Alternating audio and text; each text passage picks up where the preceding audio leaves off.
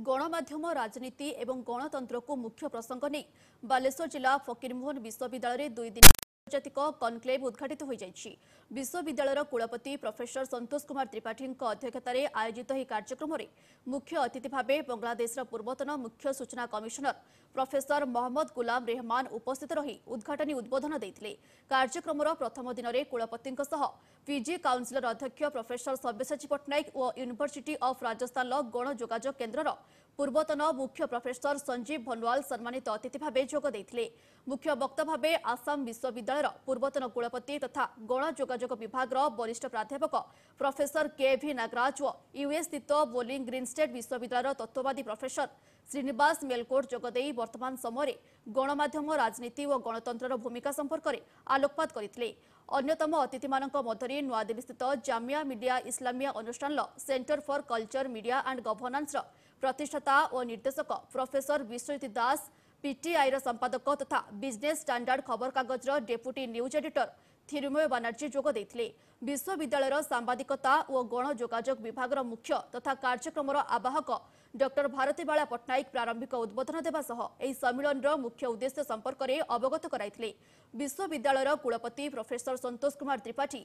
सांप्रतिक समय गणमाध्यम भूमिका तथा कार्यकलाप को व्याख्या करने सह आगामी दिन में यह निज वृत्तिगत जीवन में आपणाइबारे इच्छुक छात्र छात्री नैतिकता सह संलग्न रहिबा उचित बोली मतव्यक्त करथिले। उक्त आंतर्जातिक कार्यक्रम आयोजन करिथिबा पई विभाग समस्तଙ୍କୁ उत्साहित करथिले।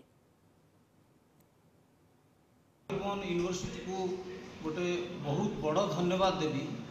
जे आज जो सेमिनार करुँच इंटरनेशनल सेमिनार वास्तविक ये इंटरनेशनल लेवल रो सेमिनार से माने करुँच जो भाई गेस्ट डाकी जो भाई अरेंजमेंट कर धन्यवाद देवी प्रथम एवं द्वितीय कथा जो टॉपिक से माने बाछी सेमिनार पर से गोटे जुगोपयोगी टॉपिक सांप्रतिक परिस्थिति रे भारत राजनैतिक परिस्थिति हो विश्व राजनैतिक परिस्थिति हो से परिप्रेक्षी में आप देखिए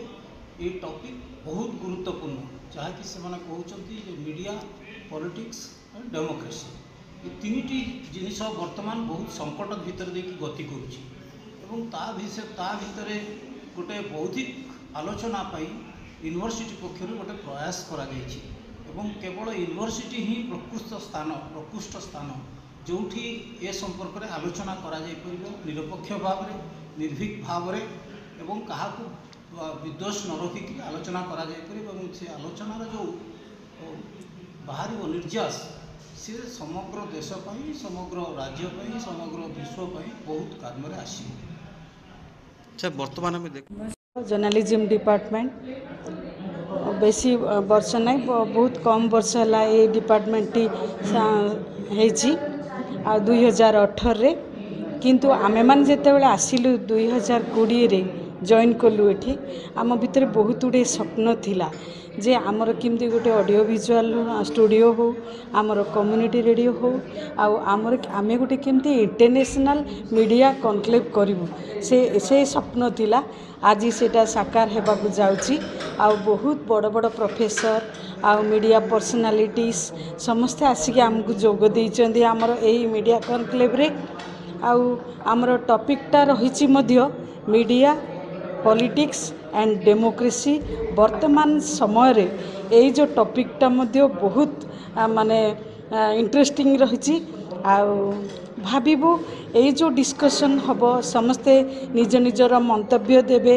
आ भितर निश्चित भाव आमको किसी गोटे आउटपुट मिलिबो जोटा कि समस्त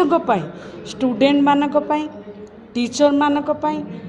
मीडिया पर्सन मानक पई समस्त मध्य एटा बहुत उपकारी बा गोटे भल मेसेज हे पारिबो से उद्देश्य नहीं कि आमर यही मीडिया कनक्लेव होइछि। देखंतु स्टूडेंट माने होउचंती आगामी भविष्यतर मीडिया पर्सन से मानको आमे सिखौचु जे केमती तमे ए जो वर्तमान से जो इवेंट अच्छी से इवेंट को केमती तमे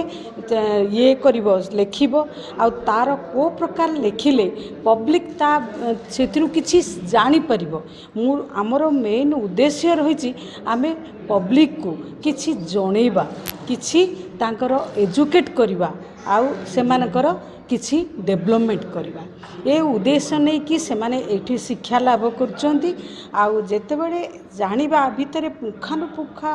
भाव जेतेबेले आलोचना हबो से माने जानिबे जे मीडिया आउ पॉलिटिक्स संगरे कोन संपर्क रहिछि आउ सेटा केमती आको आमे आउ लोक मान को पई केमती उपकारी लोक माने केमती जानि परिबे लोक माने केमती शिखि पारे।